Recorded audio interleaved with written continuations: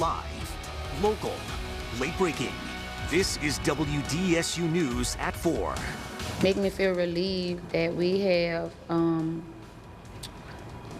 killer off the streets, an alleged killer off the streets. A slight sense of relief for one St. John the Baptist family, but they are still heartbroken this afternoon. Deputies say one man's behind bars, another on the run, accused of killing two St. John Parish cousins. Today, we learned more about what happened that tragic Tuesday morning. That's right. WDSU's Michael Vincento joins us now live from the St. John Sheriff's Office with the sheriff's message for the man on the run. Mike. Meanwhile, New Orleans Mayor LaToya Cantrell tweets the city's murder rate is down. The tweet reads, last year, New Orleans had the lowest number of murders we've seen in 47 years. In 2019, year to date, we're down by nearly a third over that historic low. New at 4, authorities in Bogalusa say a second man has been arrested for the heroin overdose death of Jamie Wilson. Authorities believe Roderick Johnson sold the drugs to William Thomas, who then gave the drugs to Wilson. Wilson overdosed and died. Johnson and Thomas both face second-degree murder charges. Now, in other news, parents of the students at John F. Kennedy High School, they're frustrated after today's court hearing involving their missing diplomas.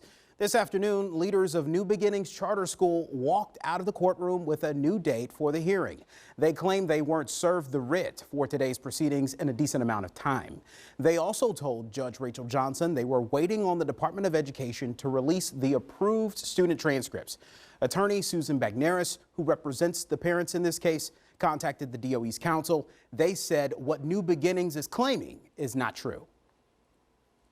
They're trying to push the issue on the Louisiana Department of Education and said it's the Louisiana Department of Education that has dropped the ball by not providing the certified transcripts. But the Louisiana Department of Education's general counsel says it's New Beginnings that has dropped the ball. Yeah. And it's just unconscionable. I mean, they were here.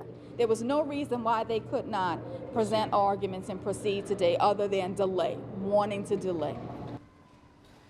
The attorneys representing the charter declined to comment on today's proceedings. The new date for the hearing is Tuesday and will be assigned to a new judge. Hear what one mother had to say about today's proceedings right here at 5 p.m.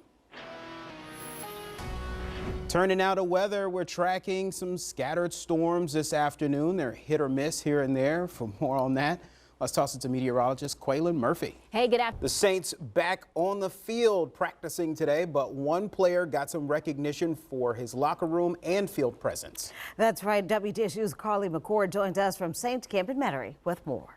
Happening now, a celebration dedicated to the life and legacy of our favorite native son, Louis Satchmo Armstrong. That's right. We're talking about the annual Satchmo Summerfest. WDSU's Damon Singleton joins us with a look at all that fun. Damon, how's it going? Not threatening to retaliate if the U.S. imposes additional tariffs on Chinese imports. President Trump says new import taxes will take effect September 1st, and today advocates are warning about the cost to consumers. That's right. Sally Kidd in Washington with the details. Sally. This is breaking news on WDSU. Breaking news tonight, a gunman opened fire in a crowded public place, this time at a department store in El Paso, Texas. Law enforcement sources tell NBC News at least 19 people are dead. One person has been arrested. Sources say he's 21-year-old Patrick Crusius from Dallas. NBC's Chris Pallone has the latest. Gina Travers, we've been on this story today, and the folks here on Abundant Street in Gordon Plaza, they made their message very clear to the city administrators. They want to be moved. This location is on top of a former waste site that was active for more than 50 years, and they said it's making their neighbors sick. On this block alone, you've had my wife died with cancer. My neighbor next door, he lost a daughter with cancer, and I think he has cancer now. Samuel Igana and his neighbors tell us what's happened throughout the years just on this one block in Gordon Plaza, part of the Desire neighborhood. It was deemed a Superfund site by the EPA in the 90s due to the hazardous waste found in the soil. Residents believe the toxic waste caused those deaths. Fully funded relocation. Which is why they met with fellow supporters at City Hall, demanding Mayor LaToya Cantrell relocate them to another area. They met with Cantrell privately and were told something will be done. She has put in a committee together with people from different departments that she's making a committee with, and we also asked her, would she be able to allow us to be part of that committee, and she said yes. The group knows getting the city to pay for more than 50 homeowners to relocate would cost money. We asked, could we be put in that budget for relocation, and she couldn't promise us that. Desire was once an industrial dump site.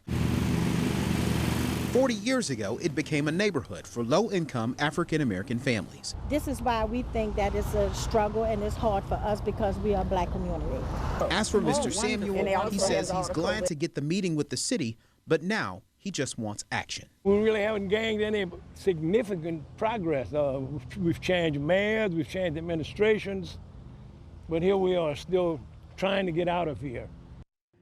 Now, Mayor Cantrell's office, they declined to comment due to pending litigation on this issue. A federal lawsuit was officially filed back in 2018.